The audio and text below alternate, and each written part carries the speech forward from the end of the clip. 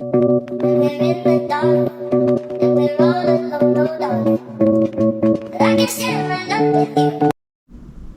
Hello, this is Jessica with On a Stack of Books, and today for our Read With Me, Walk With Me video, I'm going to do it different. I'm going to do it more like a vlog, where we intro the book and talk a little bit about what the story is before I actually start walking. So our book is Educated, and it is a memoir by Tara Westover, and this is, of course, her life story. And she grew up in Idaho with she was one of 7 with her siblings and her family, and they were pretty much like survivalists out in Idaho. And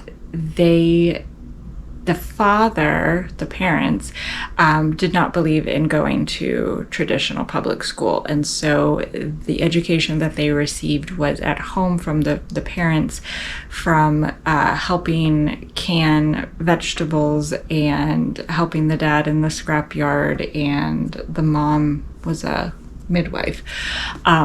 So it's her life, and that's always very interesting when someone has a very different upbringing. So I picked this book up when I did the first Little Free Library scavenger hunt about a year ago, and I had seen it before. I really wanted to read it because I was fascinated with this idea of like unschooling. I don't subscribe to that notion myself, but I do find it interesting. So I wanted to read this, and I thought right now, with it being August and the kids are getting ready to go back to school, I thought this would be a good time to pick this up and read it. I have read another memoir before, and it was The Glass Castle, and I can't think of the name of the author, but it's fascinating because usually people's lives are more interesting than fiction. So I'm very excited to read this. I'm very excited to see what other people's thoughts are on this. If you've read it, it is not a new book. It was voted 10 best books of 2018, so it's been around for a while, but it has been on my list even before I found it. I wanted to read it. So I am very excited to read this and see what the portion, the Walk With Me portion, the Read With Me, Walk With Me, we are in Blairsville, Georgia. We are hiking on the side of a mountain looking for waterfalls, and that was part of our summer vacation. So I just thought that would be a little bit more fitting with Idaho versus here in Florida. So I hope you enjoy that portion of the video, and then afterwards I will give my reaction. I'm going to read the prologue first and not the first chapter, and then give a reaction.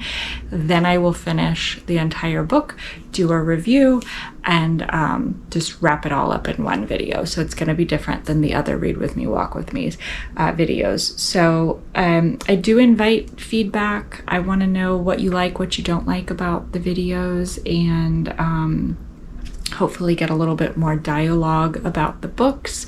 And if you've read this, I would be very interested to hear what your thoughts are, or if you want to read it, or if after listening to the prologue you would want to read it. So let's read Educated.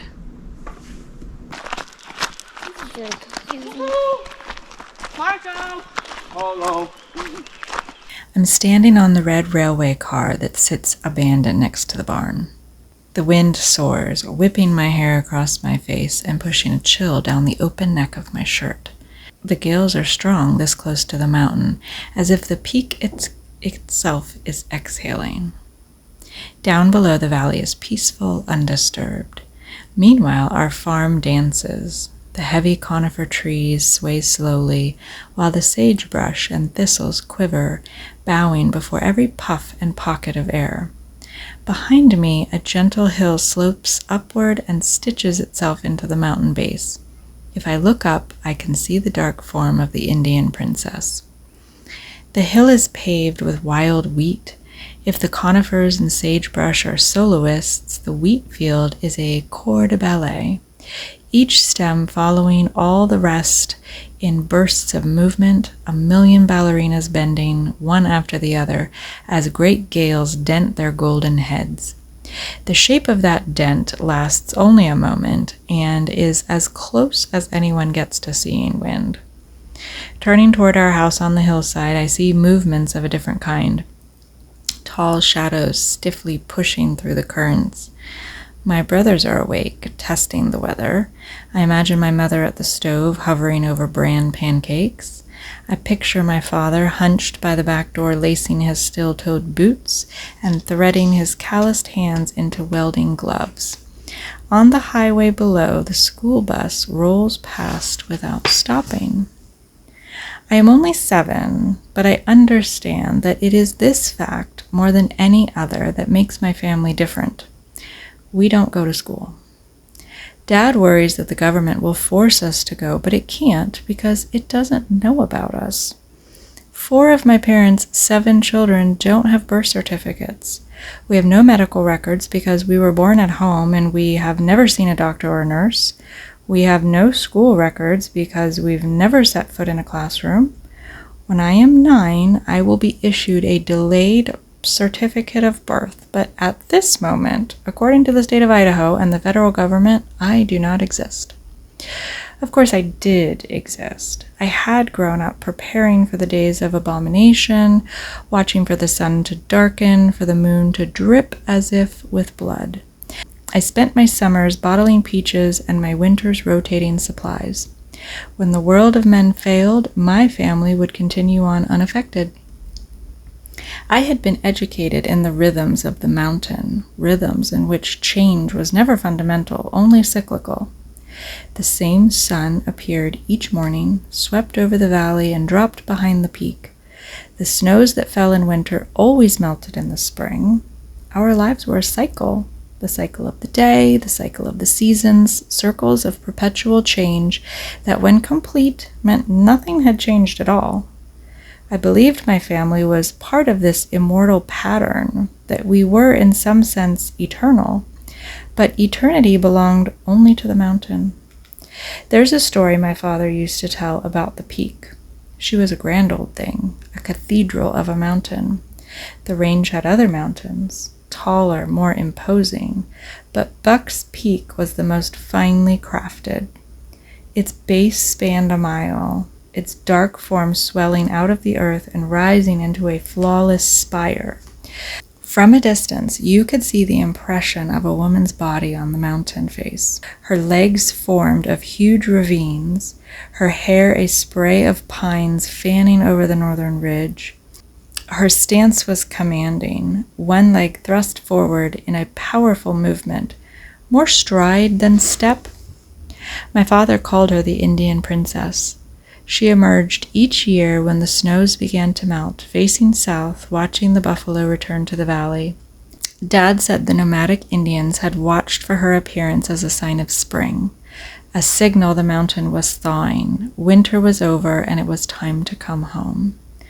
All my father's stories were about our mountain, our valley, our jagged little patch of Idaho.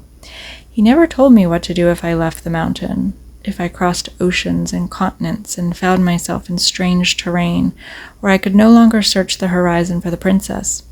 He never told me how I'd know when it was time to come home. So based on this prologue, I am intrigued. It sounds very much like unschooling,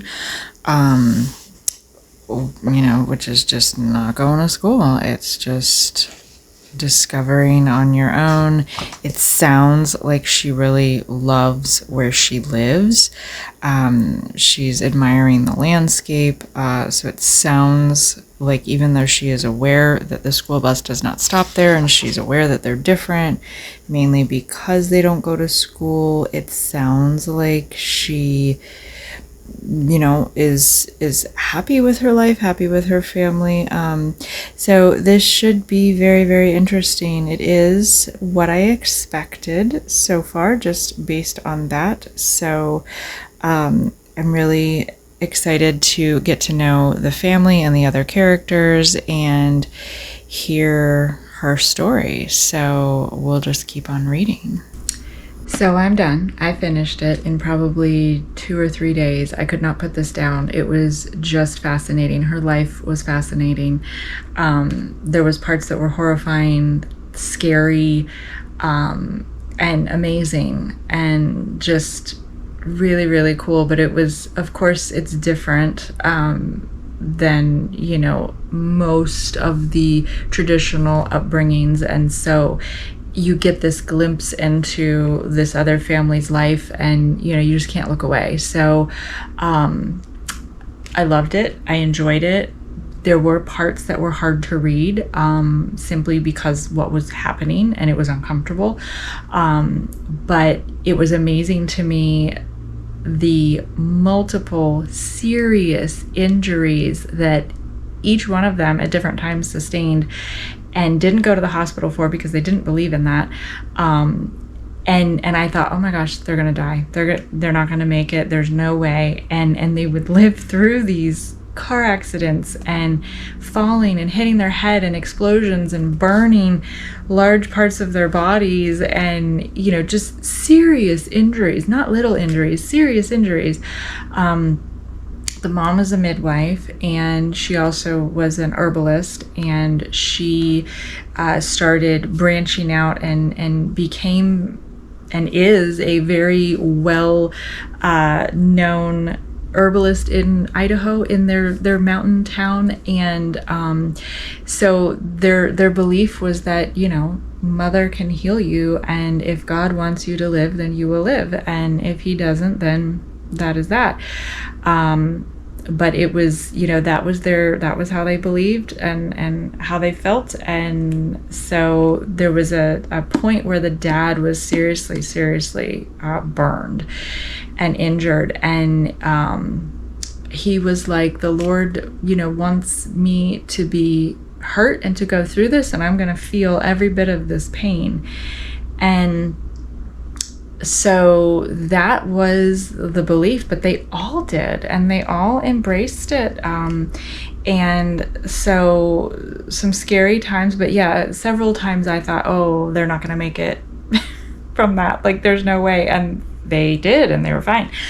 And then, of course, you know, she goes on and is highly educated, but really, really good read. I'm really happy with the experience, and I highly recommend this book. It's just fascinating. And yeah, so educated, I say read it. Really curious if other people have read it, what they think. If you want to read it, if it sounds like something that you know, so I'm not saying everything because I don't want to get into it too much. I don't want to give anything away other than what is, you know, already widely known about it. So, but, you know, yeah, I would be really curious as to what everybody else thought of this.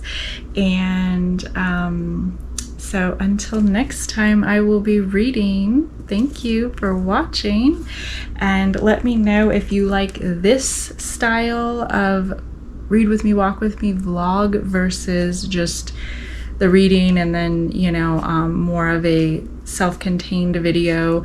But yeah, so thank you. What do you think, baby? Huh? So what do you think? Oh, I think it must be the plant. It is.